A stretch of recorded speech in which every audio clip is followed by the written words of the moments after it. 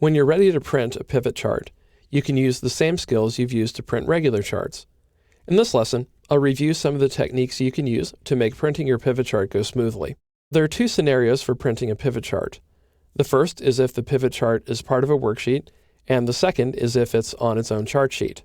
If the pivot chart is part of a worksheet, then click the pivot chart, and then click the File tab to go to the Backstage view, and click Print.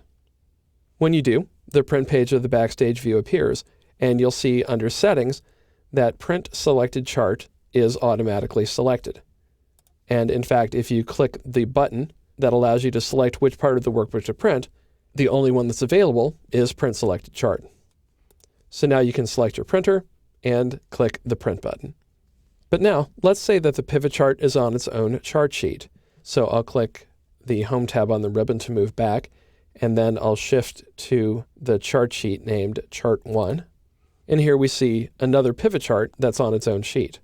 Now, if you click the File tab and click Print, you'll see that you have a few more options. For example, if you click the Settings button, you see that you can print the entire workbook and not just the chart. As you can see in Print Preview, there's a difference between printing a pivot chart on a worksheet and a pivot chart on its own chart sheet.